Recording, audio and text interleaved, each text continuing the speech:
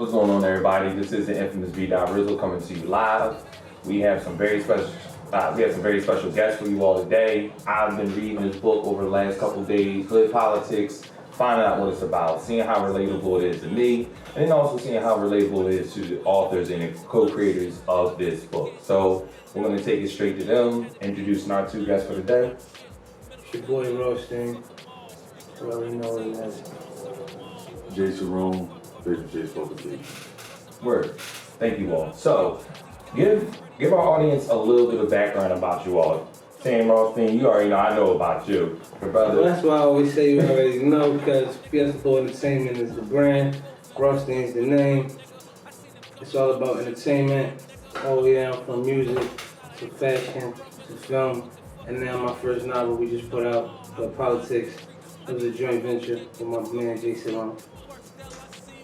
I'm J. Cerrone, owner and founder of Paper Chase Publications, the ultimate in urban literature. So it's a Philadelphia-based publishing company, black-owned, all black-owned, all J. Cerrone.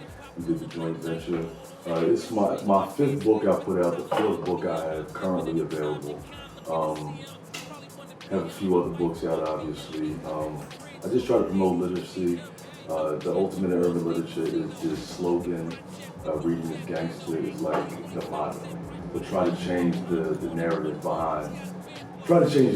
behind how we present literacy to the masses, especially to the youth.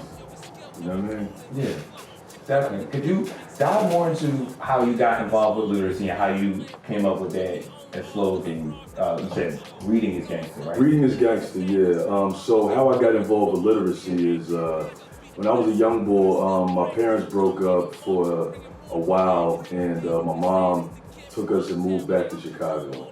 And so my grandmother, she kind of taught me how to read drill sergeant style.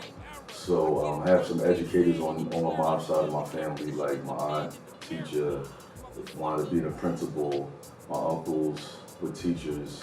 One of them wanted to be a principal. And always had, even when we moved back to Philly and wound up in New York as well, always sending me books on Black history and all types of other stuff.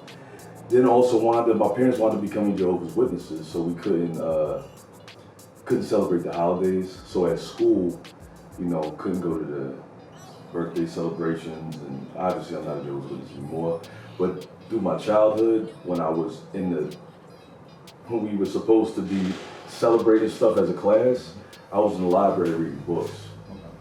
So a lot of times when people get older and they're locked up reading books, I was kind of already used to being confined reading books. Yeah. You know what I'm saying? So then when I was older and was confined, I decided now I can't have good jobs anymore. So let me get into this. Let me explore this side of what I've already been used to as a young boy, but now I was 30, in my early 30s, like 30. Yeah. Okay. When I started my company and wrote the first book I put out, which was The Legal Life of North Philly Story. Not the first book I wrote, but the first book I put out. And then the Reading is Gangsta is basically like, when I was a young boy, we had Reading Rainbow, which was a show that had a black man telling you that reading was a fun thing to do. You know what I'm saying? Now you got black men riding tricycles on Sprite commercials, mumble rapping. So I just feel like I just feel like I'm a hip hop head, but I came up in the era where Mobb Deep was one of my favorite groups. You have Wu-Tang, and then bringing it forward, DMX, and even in the 2000s, you had people that you could still identify. It wasn't just talking about drinking lean and all this other stuff that I personally don't co-sign, just personally. I'm not trying to judge or whatever. So I feel like if you have people that are still masculine men that you don't view as like a nut, telling you that literacy is important, then maybe the young bulls will realize that reading is not corny. Okay, I definitely hear that. Like, I would tell young people all the time, you all read text messages all day. So you saying that reading is gangster, I can definitely understand that. Real quick. So, Rawstein, how did y'all connect? We met through a mutual friend. Okay. Me doing business, I'm always trying to do business with whoever is doing good business. So, a friend of mine, I went to go see him in a meeting, and then we was talking about other business as far as how we was going to brand out Fiesta Bowl and make it super dope. So,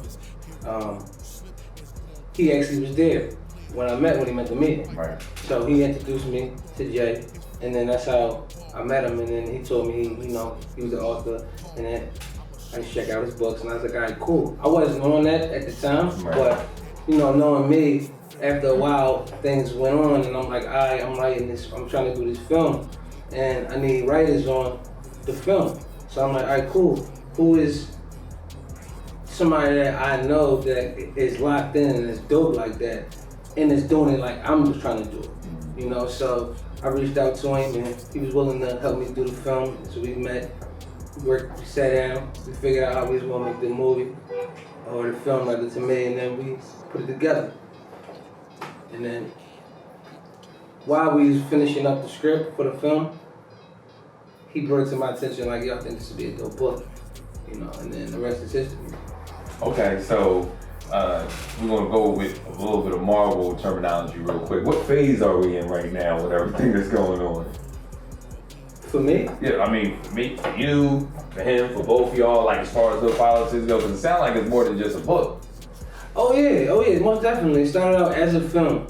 Like I had a film I was supposed to do, a joint venture with somebody else of mine's, business partner of mine, but it fell through, it didn't work out. It was actually Fast Lane Part 2, because we did the first movie. If y'all ain't see it, y'all should check it out, it's on YouTube. It's hot, by the way, because to be honest, I saw that before I even met him. The boy he talking about that we met through, I met on the radio interview for the first book I released. Okay. You know what I'm saying? I'm watching this joint, so I'm watching this film, this Fast Lane film, before I even met him, I believe. You know what I'm saying? That's the joint he's talking about. Yeah. So I guess, the universe, the energy, it all came together, and it was just the right vibe. So as that first film fell through, I was just like, all right, you can't make a part 2.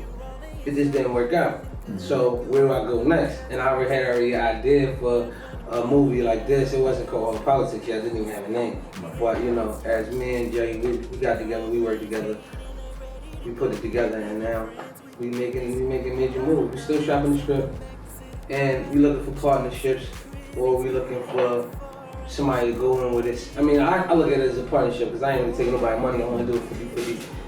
Or we're gonna do it ourselves. We're gonna put the film out. People already talking about the part 2 of Politics, and that's cool. And man, we're gonna do other things too. But right now, we making this happen right now. We slow walking in Hood Politics. Is a dope book. It's a dope crime novel about police corruption and everything that happens in the community that happens to people that look like me and you, as far as law enforcement goes. I got you. So, I know I've already started reading the book. I'm already getting stuff about it. I have my thoughts about why it's named Hood Politics, but I want you all to dive into why you all named it Hood Politics. You wanna go first? I mean, yeah, like I feel like there's a few reasons that went into why it's named Hood Politics. Like, first of all, part of the when I met Rawstein, it was during the campaigning for the current president of the United States. That's number one. Politics was a big issue. We in the hood. A lot of the stuff that affects, we don't look on that level as far as like, a lot of the things that happen with on the level of the police corruption and the shootings. That's another thing that's been heavy in the news the past ever since like the Mike Brown situation, for real, Ferguson, and all of that. So the book, as you know, touches on a level. That's basically what it revolves around: police murdering people that look like us. That's what the book revolves around in Philadelphia. So basically, it's a political thing with the police. They get away with it. I'm of the personal opinion that if the politicians wanted it to stop, it would stop immediately. If there was penalties for it, On that level, on a political level, it was stop. So it's politics. You know what I mean? And it affects the hood, so it's the politics. Plus, I listen to music a lot when I write. You know, like, and there's an old, well, I don't want to give like, I mean, whatever. But there's an old Jeezy song called Little Politics on the Trap or Die Volume 2 mixtape. Okay. So I just be going through like old music, whatever, while I'm listening, have stuff on repeat. And sometimes, you know, I just be listening to stuff and stuff be inspiring me or whatever. Mm-hmm. But it's all based on reality. Yeah. You know what I'm saying? It's all based on reality. I mix and match things that really happened with what could have happened and how it could have happened and all of that. So sometimes when you write in and we had a couple different names that we was working with. So we you know. Yeah, it was the best name though. I mean, keep it on it was the best name. It fit everything about everything it was doing. You know, it was like your left sock and your right sock. To be honest, it was just a no-brainer. You know, everything going on, it was just the right move. It felt right how we was putting it together. And every other name was cool, but it didn't ring out like her politics ring out. You know, when you spell it off, it was like, damn, this is the one right here. This is it right here. And man, now we good. When I started diving into it, like I like how it started off, and I was like, cool. I was like, all right, bet we can definitely get into that. And I was like, all right, okay, all right.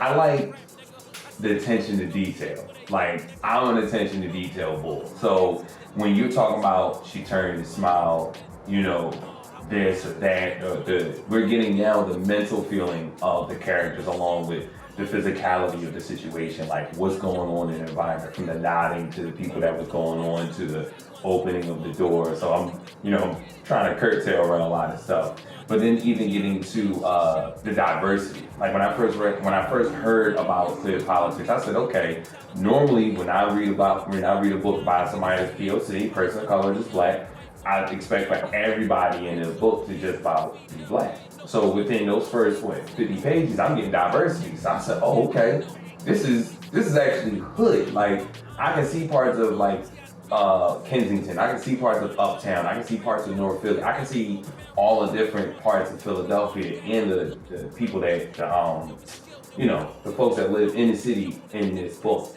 even down to the way that policing was enforced. Like, and that probably took me back farther than anything else that I consumed, because I'm just like, I just got done reading news about some of the things that's happening in this book. So to be able to understand it and then also relate to it on like a ground level where I read the book and I'm putting it down, I'm going to go to live politics. Like for me, that was the biggest thing. So within those first 3 chapters, why did you all frame the police in the perspective that you all have for them? Like, yeah, that's what I want to get into. Well, I mean, I'm gonna go first because I you already know. But no, for me, it's more so like it has to be real. If it's not real, then I really can't relate to it, to be honest with you. So when I walk outside and I see how everything is in my neighborhood, and then if I go to my brother's neighborhood, it's the same situation. It's just different people. Right. And we all are the same, but we just look different. You know what I mean? We act a little different, or you know, more so than others. But it's all the same. And the policing, you know, it's when you turn the news on, it's going on the news. Yeah. You walk outside, it's going on outside. You know, if you go look in another city, it's the same thing. You know what I mean? It's everywhere. So how can you not pay attention to something that's so real with police corruption, police brutality, you know, just things is being overlooked, things is not getting national coverage from the news. It's a lot of things is happening to people that look like me and you all over the world. And ain't nothing happening. So that's how you identify it, you know what I mean? But we wanted to make it as real as possible though. You know what I mean? And you know, everybody's personality all the way down to the officers in the film. You know what I mean? When you get deep into it, you can see like, oh, all right, you know, this is real life. Yeah. I mean, we basically covered it. I got my own personal feelings, my own personal experiences with law enforcement, you know. Disclaimer, I had 2 felonies, but I got those in 2010. You know what I'm saying? So I have a whole few decades before that I already felt a way about the law. Right. So as a writer, what am I supposed to do? And keep it real. You know, like, so if everybody had, like it's been said, police brutality is not increasing, it's just being filmed now. So, right, and he ain't the first one to say that. He's just the one that went viral. Yeah, that's the one I heard. You know what I'm saying? Yeah, I Like, got you. he's just the one that went viral, right? Shout out to him, he's from Philly too. Right, exactly. So, like, just like Rodney King's situation, there was a camcorder out there that time. You know what I'm saying? People didn't have camera phones. Like, he wasn't the first one that got beat. Right. You know what I'm saying? So at the end of the day, like, let's keep it a being. Like, I'ma just keep it real, and I wrote about it, and hopefully it gets the exposure and the respect it deserves. Cassidy voice. You know what I'm saying? Like, shout out to another Uptown brother. Right. But at the end of the day, like, that's all I'm saying. Like, I just had to put it away. Like Rawstein said, keeping it real. So my next couple of questions, the one I want to know is, so it's certain things that we've also exposed as we've just been conversing. One has been political education. That's something I feel like is definitely involved in this. Then also looking at how the police and politics move from one particular scene that I was reading in chapter 2, and I'm not gonna give that one away. But then you know which one I'm talking about. And then also down to what you're saying, reading is Gangsta. So I see these different themes that are coming about from it. What kind of impact do you all want hood politics to have on the reader or just those that consume the book? I just want people to, first of all, I want people to be educated and entertained. You know what I mean? So, based on reading hood politics or anything that they read, whether I wrote it or not, but we focus on hood politics. You know what I'm saying? But entertained, educated, edutainment. You know what I'm saying? As far as what goes on in Philly, goes on in any hood, especially in America, with these police, as far as people that look like us. You know what I mean? Because a lot of people find it easy to turn a blind eye to issues that don't personally affect them. You know what I mean? The people that they care about. It happens every day, and that's why it keeps happening. And unfortunately, there's a lot of people that it affects people that look like them, but when it doesn't happen to them, they don't care. Yeah, it's just like this one. You know what I mean? They don't care, they justify it, or if they mad at you, they'll use that same system to get you out of here. So I just want to bring awareness in whatever way that I can. And at the same time, educate people, entertain people, make a couple of dollars at the same time. Like, what's wrong with that? I want everything what he said. I'm gonna go around and say, going back to the point he made on the last question was about with the video games. He said something about people taking it more now, which is a good thing because it's more awareness. You know what I mean? Like, we want to get to the point where it is the conversation. You know, we can't be afraid to have the conversation. You know, because of what might happen. You know what I mean? Like, it's people who die for us to be able to have rights. Right. You know what I mean? Like, so for me, it's more so like we gotta be able to do that, not just in our own homes, teaching our own children, but to do it in our own communities, do it for the people we love, and it's strength in numbers. You know, so if everybody's woke, if everybody's educated, and if everybody's self-awareness is at a high level, we can take over whatever we want to. I mean, we look around at any genre of anything, whether it's music, whether it's sports, whether it's whatever it is, it's somebody that looks like us at the top of that, that's great. So, if we all together, who won't be this? I definitely hear that. I have 2 more questions. One, where can we find your book? How do we get access to hood politics? PaperChasePublications.com, Amazon.com, and find retailers, mostly independent bookstores. Distribution will be available in the larger big box stores soon, so look out for that. But you can go to both of our Instagram pages, which I'll give you mine. It's Sam Rawstein will give you his in a minute. But mine is at Paper Chase Publications on Instagram, Paper Chase Publications on Facebook, and PaperChasePublications.com, Amazon.com. Okay. And my last question, where can we encounter you guys? You know, I can see and meet up with y'all all the time, but what if somebody want to get back at y'all, you know, come to an event or something? What is it you all have coming up that we can get involved in? I'm just grinding. Like, I don't really have a lot of events people can come to right now. I'm more in promoting and marketing, hood politics, putting out more product, and chasing more money. But like I said, you can find me on Instagram, Sam_Rawstein, and whatever kind of business it is, if you want to invite me to an event or you want to link up, we can do some kind of business. You can also email me at fiestabullentertainment@gmail.com or at rawstein1@gmail.com, or just DM me. Ladies and gentlemen, there you go. This is the infamous B. Rizzle signing out. Hope y'all learned something, because I know I learned something. Get hood politics, Sam Rawstein, J, Cerrone.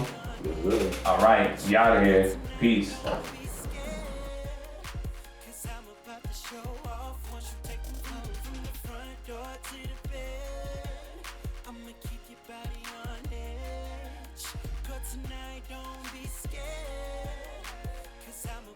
Show off once you take them clothes off.